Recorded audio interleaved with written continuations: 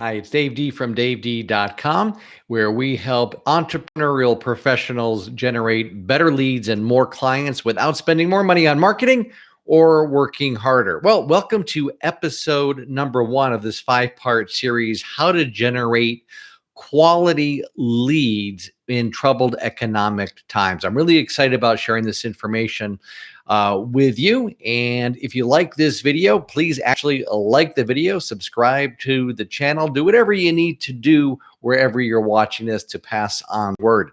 Okay, so let's get started. So today we're going to talk about a number of things, but the first thing that we're going to talk about is the 2 things that you need to do in order to generate high quality leads, and the 2 things that your lead generation marketing must accomplish.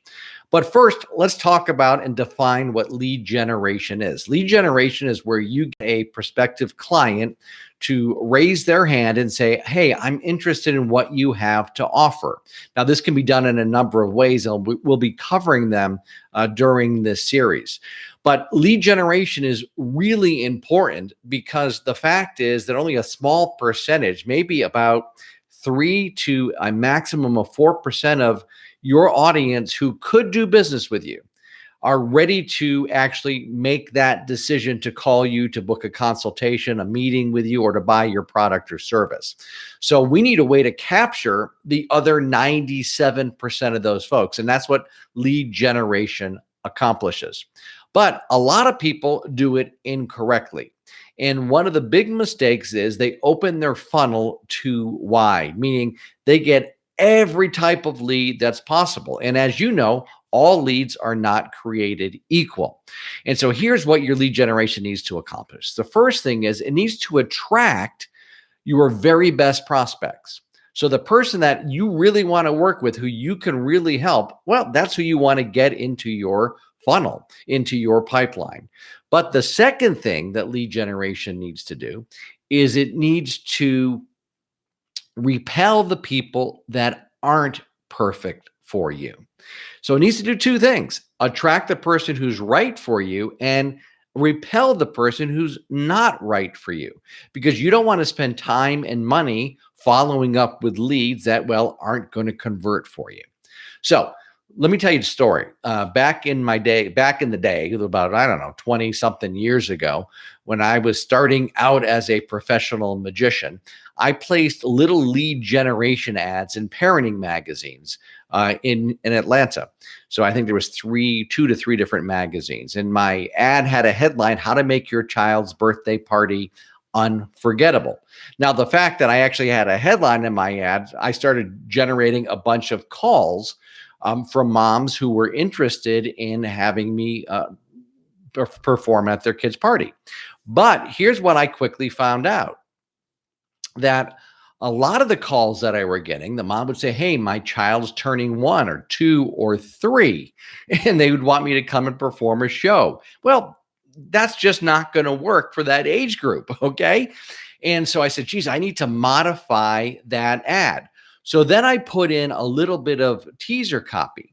I modified the copy below, and it basically said, it was qualifying copy, and it basically said, if your child is between the ages of 5 and 8. And so just by putting that little bit of copy in my ad, I stopped getting calls from parents who were having their kid was turning 1 or 2 or 3 years old, right? I only got calls from people who were in the right demographic for my show at that time. Now, the next thing, though, that I found out is I was still getting a lot of calls, but I was getting a lot of calls from people who were looking for the least expensive entertainment that they could get for their kid's party. And at the time, I positioned myself as being the most expensive entertainment. So I didn't want to talk to anybody who wasn't qualified and who was just looking for the cheapest price. So I added a little bit more qualifying. And it basically said this. Let me just read it here to make sure I have it right. And if you're looking to create an event your child will remember forever, instead of getting the cheapest entertainment you can find, right? And so what happened is, guess what? My calls actually started going down. So I wasn't generating as many leads. However, I was generating a higher quality of lead. So now when leads called me, when a mom would call me, number one, they knew that I wasn't going to be inexpensive. So I didn't really have a lot of price resistance. And number two, I was only getting calls from moms, kids who were having birthday parties, who were turning between 5 and 8 years old.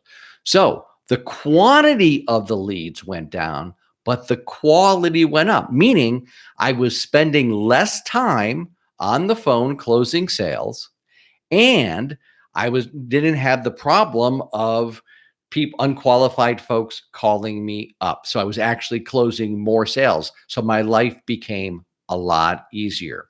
So remember, when you're doing your lead generation marketing, have it accomplish two things: attract the person who you want to attract and repel the person who you don't.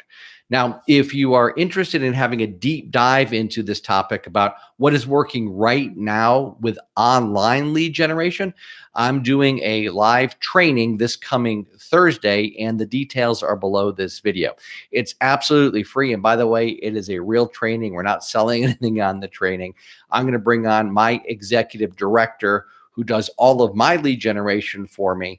And he's going to be talking about exactly what's working right now and what will work in your business. So if you're interested, the information is below this video. Hey, thanks for watching this, and I look forward to talking with you in episode number 2.